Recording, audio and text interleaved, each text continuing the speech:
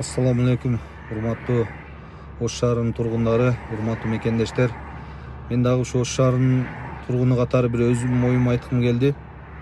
Себеби азыркы мына соцсеттерден көрүп атасыздар, Ош шаарыбызда бир масштабтуу түрдө бир чоң бир иш-чаралар өтүп атат. Мына СУНОС боюнча, шаарыбыздын кеңейиши боюнча жана башка мэрлердин тартып алган жерлери боюнча. Мен ошо менен эмнени айта кетмекмин.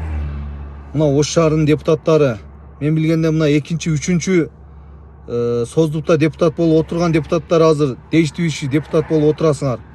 Буга чейин дагы иш кылган эмессиңер силер. Депутат келген мэрге пакта коюп, өзүңөрдүн кызыкчылыгыңар үчүн, өзүңөрдүн айлыгыңарды алып, шаар үчүн иштеген эмессиңер. Себеби мына мэр канча мэрлер келди, азыр жерлер чыгып атат, канча жерлер берилип кеткен. Ошолорго силер ошо Ош шаардык депутаттык комитетинен силер уруксат берген үчүн ошолор жерлерди ээлеп алган.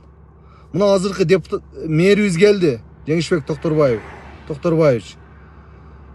Мына азыр силер чекеде карап турасыңар, депутаттар. Эл үчүн, шаар үчүн иштегиле де, кичине жардам кылгыла, кичине демөөрчүлүк кылгыла. Азыр мына кадастр, архитектура, тазалык, вице-мэр, мэрлер эле чуркап жүрөт. Мына соцсеттерден көрүп атабыз.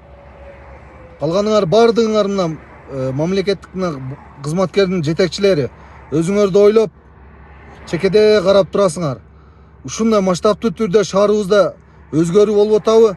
Чекеде калбай демөөрчүлүк кылайлы, мына жаштар комитети чыгайлы, колдоо көрсөтөйлү.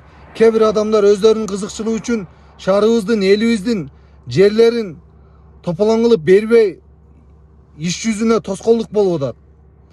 Анан дагы бир нерсени айта кетчү нерсе, мына жогорку кеңеште отурган депутаттар, шаарларга өзүңөрдүн партияңар менен өзүңөрдүн адамыңарды шаарга коюп аласыңар дагы, өзүңөр жогорку кеңеште отурган коррупциялык системаңарды ар бир областтагы, шаардагы депутаттарга дагы таасириңер тийгизип атасыңар.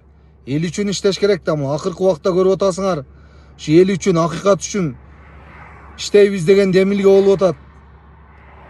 Иштеш керек да.